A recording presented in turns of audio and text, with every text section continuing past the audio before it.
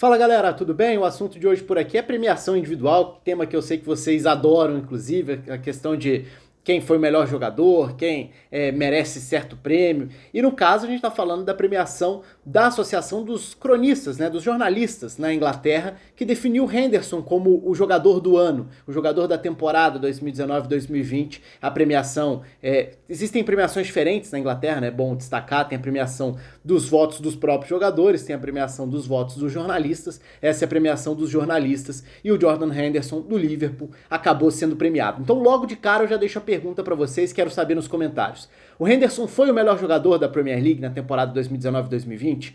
E aí eu acho que são até coisas diferentes. É justo o prêmio para ele? E eu vou até falar um pouco sobre porque eu acho que são duas coisas diferentes. Então, primeiro, quero saber se ele foi o melhor jogador e segundo, se é justo o prêmio para o Henderson de jogador da temporada na Inglaterra. Deixa aqui nos comentários, aproveita, se inscreva aí no canal também se você ainda não se inscreveu, só clicar aqui embaixo, ativa o sininho da notificação também, curta o vídeo que é sempre importante. Quero saber, quero ler os comentários aí, a opinião de vocês. E por que eu tô diferenciando as duas coisas? Primeiro porque, já falei várias vezes aqui, mas sempre acabo tendo que abordar esse tópico também. Eu não sou tão fã de premiações individuais, até porque eu acho que é sempre muito discutível o tipo de critério que é usado e o caminho que normalmente é feito. E isso eu falo muito em premiação de bola de ouro, FIFA, coisas do tipo.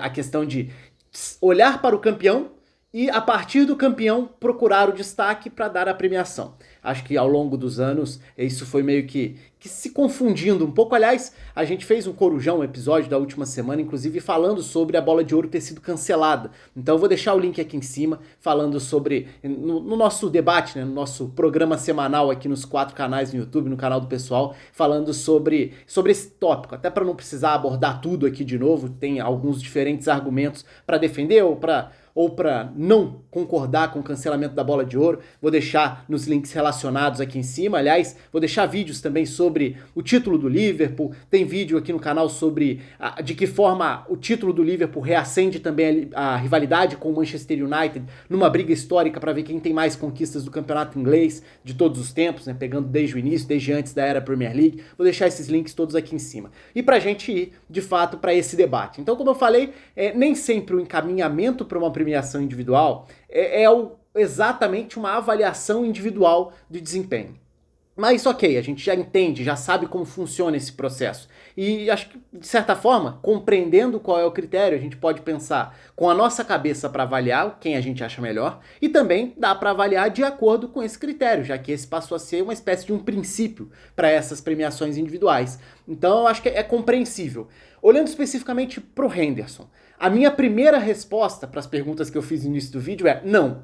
Para mim o Henderson não foi o melhor jogador da Premier League 2019-2020. Para mim Kevin De Bruyne foi o melhor jogador do campeonato. Agora, a segunda pergunta, que é justo que ele ganhe o prêmio? Acho que sim. Acho que simboliza bastante, porque aí, de novo, a gente vai para os diversos critérios que podem ser usados dentro de uma premiação. Se a gente está tentando achar um símbolo da conquista, olhando para o time vencedor, que foi o Liverpool, acho que o Henderson é realmente uma bela de uma escolha. Porque foi uma temporada diferente, né? Eu falei sobre isso já em outros vídeos aqui, mas se a gente for pensar, o processo do Liverpool com o Klopp, ele tem diferentes momentos. Ele tem primeiro o time do ataque, o time do trio de ataque muito rápido, o time que recupera a bola e vai te castigar no contra-ataque. Isso é mais lá atrás, 2017, 2018, né? O time de Salah, Firmino e Mané era o time da velocidade. Perdeu a bola, vai ser atropelado por esse trio, porque aquele ataque era avassalador. Depois vem um time de um equilíbrio um pouco maior, muito a partir da chegada do Van Dijk também, que ajuda a fazer o sistema defensivo evoluir. A chegada do Alisson depois contribui bastante para isso também. Então a gente foi vendo um Liverpool conseguindo cadenciar um pouco mais, não sendo só o time das transições, da velocidade, aquele ritmo alucinante. Passou a ser um time também mais equilibrado, mais capaz de controlar os jogos. E o Liverpool da atual temporada, né, da temporada que está acabando, nem foi exatamente o Liverpool mais empolgante dos três que a gente pode pegar dentro do Klopp, mas foi certamente o mais maduro, do ponto de vista de um time completo, capaz de controlar jogos, de ser pouco vazado, de conseguir pontos onde antes ele deixava escapar e acabava ficando para trás nas disputas por causa disso. Então, na hora da gente olhar para os destaques individuais do Liverpool, a gente passa a ter vários nomes pipocando, quase que numa igualdade de condições. Então, se a gente for pensar do ataque do Liverpool, para mim o grande jogador da temporada foi o Mané, principalmente pela primeira metade da temporada de Premier League. Ele para mim foi o jogador que mais foi importante e jogou bem, criando, ele também mudou com o passar dos anos, né? Era o jogador da explosão, da velocidade, continua tendo essa característica, mas é cada vez um jogador mais preparado para jogar em espaços reduzidos, trabalhando por dentro dessa dinâmica também, que os pontas do Liverpool jogam muito por dentro, até pelo fato do 9 recuar para armar muitas vezes, como a gente sabe que o Firmino faz, os lados são muito dos laterais. Então, do trio ofensivo, para mim o Mané seria o cara. E ele tá entre os votados. Aliás, um ponto muito interessante dessa premiação é a diversidade de votos. Muitos jogadores diferentes receberam votos como o nome da temporada, o que mostra um pouco isso também, como é equilibrado, como não foi uma temporada em que você tem 2 ou 3 que você vai falar, não tem como sair desses caras, você pode achar grandes histórias. E aí quando eu falo histórias, talvez isso se confunda um pouco com a premiação pela avaliação individual, e aí a gente volta para a questão anterior. O Henderson é, para mim, a grande história como símbolo. Porque o Henderson, ele simboliza um pouco das dificuldades que o Liverpool passou. E a gente sabe como demorou, né, um jejum enorme de 30 anos para conquistar o título. Então o Liverpool teve que esperar muito. Teve ao longo desses anos muitas frustrações, teve grandes jogadores, teve belas histórias, teve ótimas campanhas com títulos de Champions, inclusive, né? Então, não é que o Liverpool não tenha conquistado nada nesse período. Muito pelo contrário, ganhou títulos importantes. Mas se a gente olha para o Henderson, ele meio que personifica todo esse trabalho, essa condução do processo, de um jogador que quase foi queimado quando chegou, chegando a jogar em diferentes posições, até um pouco diferente da que ele fazia no Sunderland antes, demorou para mostrar capacidade, no primeiro momento ele parecia até um jogador ali, um meio peixe fora d'água, não tá se encaixando muito, será que ele realmente tem nível para jogar no Liverpool? E essa era uma pergunta muito frequente, porque o Liverpool tentou contratar muitos jogadores, principalmente ingleses, para tentar montar uma base doméstica ali mesmo, e muitos não deram certo. Então a ideia é de que o Henderson seria mais um nome como outros que fracassaram dentro do clube. Aí a gente poderia citar vários jogadores que passaram dessa forma nos últimos anos. Desde um Downing, Andy Carroll, o Lallana, que foi campeão agora, seria um jogador também dentro desse perfil, entre outros. Eu tô pegando alguns aleatoriamente aqui. Mas o Henderson acabou conseguindo dar essa volta por cima. Num primeiro momento ele consegue render bem ali com o Brendan Rodgers. Quando ele já parecia bastante sem confiança e até quase descartado, ele começa a render um pouco melhor e de repente ele vira um dos símbolos. E por isso que eu acho que é uma recompensa. Porque é uma recompensa para a volta por cima do clube. E se o clube teve uma década extremamente complicada fora de campo também, além de dentro de campo, ficando fora de competição europeia, mas tendo problemas fora de campo na gestão do clube, com venda conturbada, mudança de dono, mudança de gestão, o Henderson é um pouco a personificação disso. Porque ele foi o cara que chegou como uma aposta, não funcionou, foi dado como carta fora do baralho, esse não presta, não tem sentido ele estar aqui, ele não tem nível para jogar no Liverpool, e agora ele é um jogador que joga em regularidade, em altíssimo nível, em diferentes funções, virou uma espécie de ídolo desse grupo, né? Virou um líder, no mínimo. Talvez o ídolo aí você possa até questionar, deixa aí nos comentários se você acha que o Henderson já se enquadra como ídolo, mas ele tinha uma responsabilidade muito grande também, porque a partir do momento em que o Gerrard sai do time, fica essa lacuna, que não seria preenchida por ninguém mesmo. E o Henderson, de certa forma, ele acaba herdando essa liderança. E isso também ajuda a personificar tudo isso. Então, se teve uma enorme volta por cima na temporada que termina com o título, talvez o grande símbolo seja o Henderson. Então, por tudo isso, acho que sim, é um prêmio justo. E aí, quando a gente fala em funcionamento em campo, o Henderson também teve belos momentos, né? E não de agora, o Henderson já vem há algum tempo jogando bem no Liverpool. Mas ele é um jogador até que demorou a receber esse reconhecimento já quando estava em bom nível. Também por uma predisposição, aquele cara que, como não convenceu durante muito tempo, eu vou pensar 2 vezes antes de aceitar que ele tá jogando bem. E a gente sabe que isso é normal em tudo quanto é time, com tudo quanto é torcedor, em qualquer parte do mundo. E acontece um pouco disso com o Henderson também. Agora, ele passou a jogar bem em jogos importantes também, e isso ajudou a dar esse respaldo, a resgatar essa confiança e esse prestígio também. Então o Henderson pôde ser e pode ser o cara da posição do Fabinho. Vamos lembrar que o Fabinho, desde que chegou ao Liverpool, demorou para entrar de fato no time, para virar essa peça confiável. E quando ele entra, ele qualifica o time, ele torna o meio-campo mais estável ainda, né? Mais capaz de controlar jogos pela capacidade para ganhar a segunda bola, para manter o time no campo de ataque. Então o Fabinho é sim uma peça importante, mas quando o Fabinho não esteve, o Henderson jogou muito bem ali, pelos lançamentos, pela capacidade de organizar o time de trás, acionando os homens de frente em bolas em profundidade, em bolas longas, mas o Henderson também passou a encaixar bem como meio-campista pela direita nesse trio, né? Então você tem o Fabinho à frente da defesa e o cara à direita dele, um pouco mais avançado, é o Henderson, também com um encaixe tático importantíssimo. Se a gente for pensar em como as peças se complementam, olha como foi importante o lado direito do Liverpool. A gente fala do Alexander-Arnold, o cara das assistências, o cara da bola parada, o cara dos lançamentos precisos, dos cruzamentos excelentes, e o cara que nem sempre vai à linha de fundo.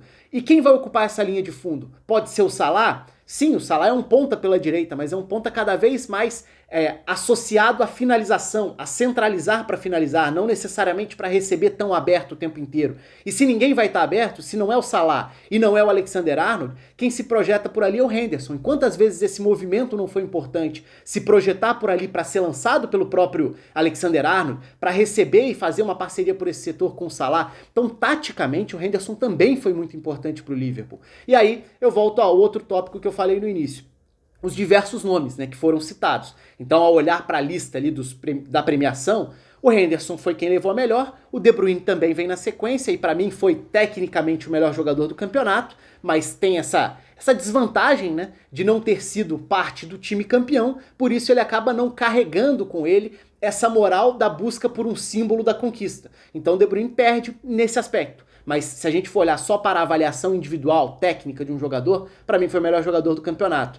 E outros nomes que aparecem também, né? O próprio Mané, que eu citei, que foi uma peça bastante importante. O Rashford aparece, né, dentro dessa lista também, é outro nome que vem aí, entre outros citados. Daria para falar de Alexander-Arnold, que fez uma bela de uma temporada também, e vários outros nomes que poderiam ser lembrados aqui. Deixo até espaço para vocês participarem aqui. Quem chegou a ser votado nesse prêmio, né? Alguns nomes. O James Maddison, que fez uma boa temporada, acho que principalmente a primeira parte da temporada no Leicester foi boa. Adama Traoré foi um nome lembrado também, é curioso, né, porque foi um jogador que cresceu muito, talvez para mim o Adama Traoré seja o jogador que mais se desenvolveu de um ano para o outro, porque ele já era aquele tanque capaz de botar na frente e correr com a bola. Só que ele nessa temporada evoluiu muito na decisão final, no produto final, porque antes ele era um jogador que vai partir pro 1 contra 1, pro mano a mano, pra jogada individual, ele vai levar melhor, porque ninguém vai conseguir parar ele no físico, seja trombando ou seja correndo. Essa já era uma vantagem. Então o drible do Adama Traoré sempre foi muito o drible da potência, colocar na frente e ganhar. Isso sempre gerou vantagens. Só que depois disso, o produto final costumava ser muito ruim. O que fazer depois? O chute, o passe, o cruzamento? Qual é a melhor decisão depois de ganhar do seu primeiro marcador? E nesse aspecto ele pecava muito. Na temporada 2019-2020 ele melhorou muito nesse aspecto. E ele passou a ser um jogador que desequilibrou, decidiu muitos jogos, como titular ou vindo do banco, muitas vezes também, como opção do Nuno Espírito Santo no Wolverhampton. Então é um nome que acho que merece ser lembrado nesse pacote também. Como eu disse, assim, para mim ele não tá nessa disputa de quem foi o melhor jogador do campeonato. Mas ele, para mim, certamente foi o jogador que mais evoluiu de um ano para o outro. Poderia, se fosse o prêmio da NBA, né, que premia isso, se existisse esse prêmio na Premier League, seria o meu vencedor. Mas, de novo, tá aberto o espaço aqui nos comentários. Provavelmente estou esquecendo algum nome importante aqui que eu deveria ter citado, mas aí é por falha da memória mesmo, então vocês fiquem à vontade para citar aqui embaixo. Um nome, aliás, para falar de um outro aspecto que poderia ser também tema, revelação, né? Quem foi a grande revelação? Na Inglaterra, e é até importante contextualizar, na Inglaterra é muito... O prêmio que existe é melhor jogador jovem. E esse tópico sempre gera debate. Por quê?